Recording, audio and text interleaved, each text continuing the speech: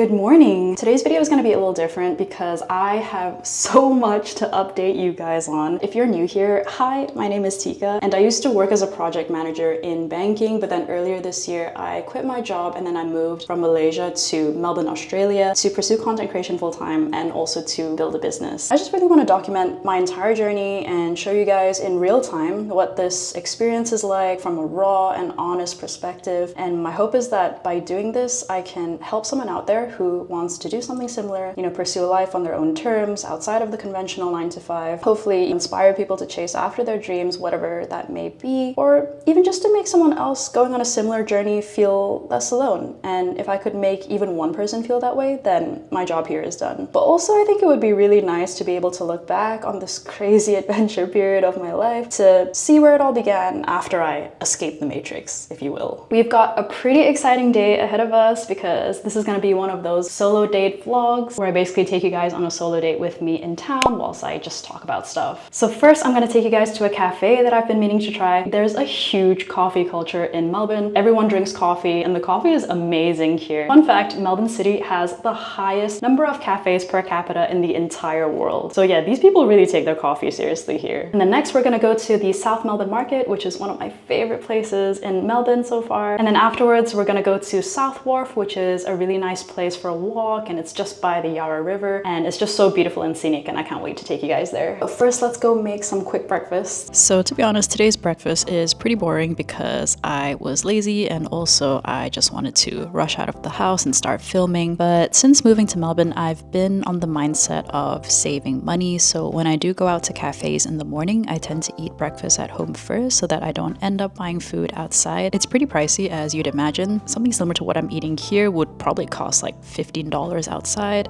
and a regular brunch dish can range from maybe $20 to $30 depending on where you go and what you get.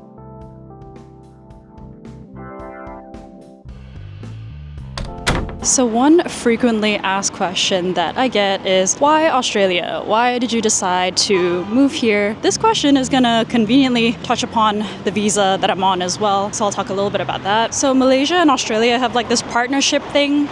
It's called the Work and Holiday Visa, and this visa basically allows Malaysians to move to Australia for 12 months and you can pretty much work any job that you'd like as long as you don't work with one employer for more than 6 months. So the reason why I chose this visa is because I wanted to quit my 9-to-5, but I didn't want to go like full cold turkey with it and not earn any income whatsoever. And so I calculated that if I moved to Australia and if I worked just 3 days a week, then I would be able to cover more or less all of my basic living expenses and necessities, rent and things like that. And the really nice part is Australia has one of the highest minimum wages in the world, which is currently standing at $24.10 as of this year. And also you get this thing called penalty pay. If you're working weekends, then you get a higher rate. So for example, in the fitness industry, which I'm in, and I'll talk a bit more about that later, on Saturdays you get 125% of the normal rate, and then on Sundays you get 150% of the normal rate. So for example, if let's say your normal hourly rate is like $24.10, which is minimum wage, then on Sundays per hour, because it's 150%, you get around 36 Aussie dollars per hour, which is pretty sweet. And then the crazy part is, on top of that, you also get this thing called superannuation, which is kind of like their, I guess, retirement fund that employers have for you and contribute towards. So working holiday makers, as they call us, we're also entitled to get our super. So by the end of this year, once I'm done, I can apply to have that money given to me. And yeah, it's just extra money really, which is really, really nice. Yo, it's like so hot right now. Like, okay, it's winter time in Australia. I think spring is coming a little early this year, or at least that's what people have told me. Sometimes it gets up to 21, 22 degrees in the middle of the day. Celsius, by the way. Oh my god. Yeah, I'm like boiling right now. I want to take off my jacket. I see people like wearing shorts and t-shirts, so yeah, I'm not dressed right for the day. My hair always looks super crazy when I'm walking around in the wind, but bear with. Going back to what I was talking about earlier, this visa was really like the perfect option for me because I didn't want to burn through my savings. I didn't have a lot of savings to burn through to begin with because working in Malaysia, you don't really earn that much and our currency doesn't really go far in most places in the world. And within this 1 year where I'm trying to, build a channel, build a business, I wanted to give myself the time to really work on these things without having to worry about money so much. I only need to work 3 days a week in like a really chill sort of part-time job. The rest of the week, I have to spend all my time on the things that I care about, on my work, on the channel, on the business. I do have to live a bit more frugally, but at the same time, it's manageable for sure. And so yeah, that's why I chose Australia and then why I'm on this visa.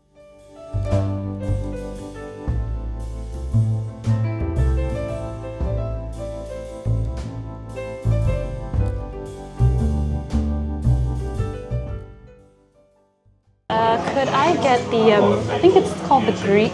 Oh, the frappe? The frappe, yeah, just full one. cream milk. Oh, please. Sure. Yeah, thank you.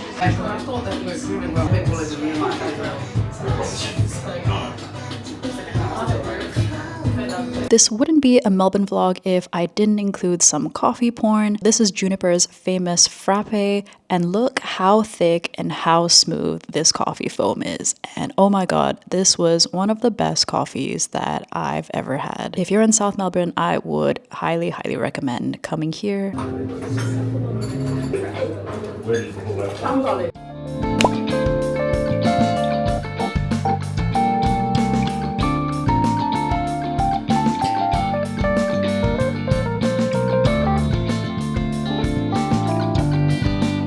Just so crazy seeing Malay writing here. It literally says Selamat datang here, which means welcome in Malay. And I just find it so wild. Like, you will never see this in any other Western country.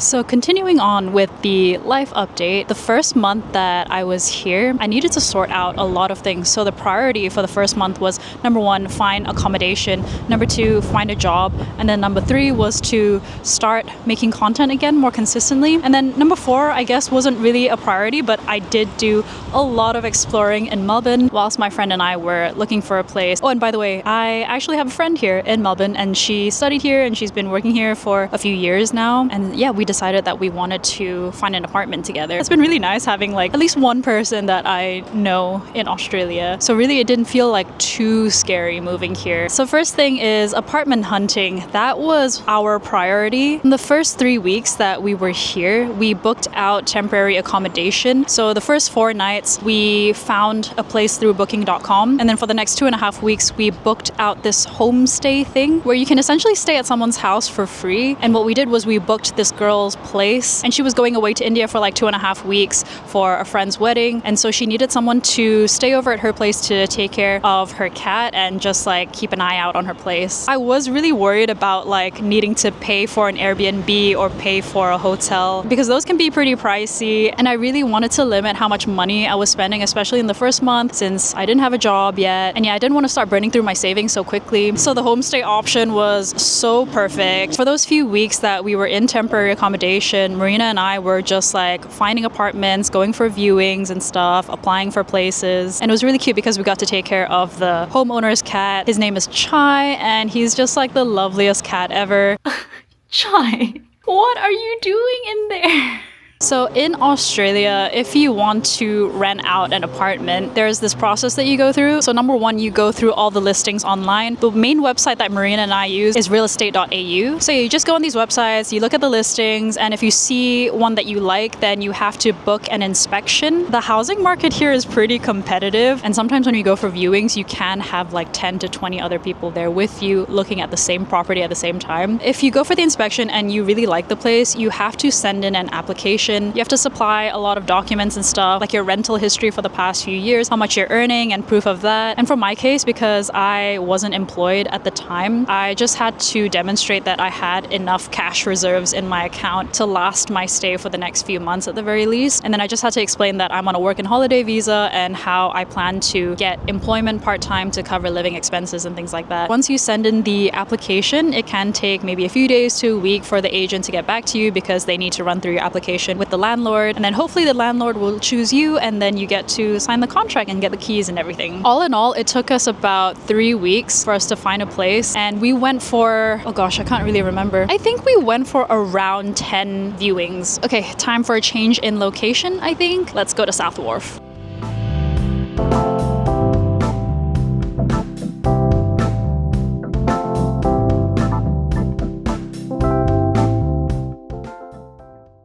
Welcome guys to South Wharf.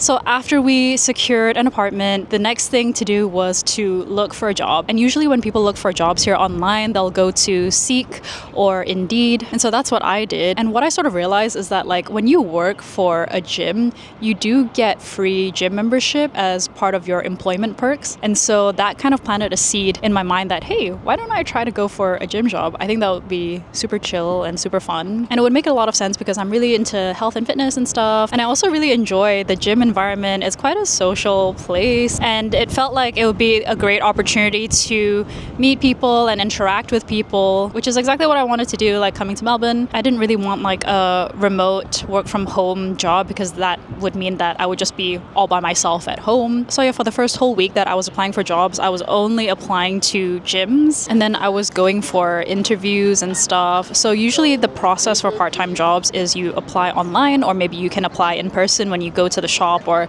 the gym or whatever. And then once they have a look at your CV, they're interested in you, then they will call you in for an in-person interview. And then after that, if they like you, then you get the job. So it's pretty like easy and straightforward. So whilst I was applying for gyms and interviewing with them, in parallel, I was also sending in applications online for different types of other jobs like waitressing, working in a cafe, working in a restaurant, working in retail as like a salesperson. And yeah, so I was like keeping my options open in case I don't get a gym job. But great news, I managed to find a job. So it took me about 2 weeks in total. And right now I'm working as a front desk girly at a gym. At the time of this recording, it's been a couple weeks since I started work. I work 3 days a week, 8 hours a day. As a front desk girl, the job scope is pretty chill. I just have to say like, hi, how are you to people coming in, and bye, see you later to people who are leaving. And I also just have to do like some admin stuff and helping members with any issues that they have, answering emails. And so far it's been really, really nice. My coworkers are lovely people. I love my bosses, like my line managers. All the PTs are really nice. And yeah, it's just such a nice environment. The gym itself is also a really nice place to train. It's so big and spacious, and there's a lot of like natural sunlight coming in, which I really appreciate. So yeah, that's the whole update on my job situation.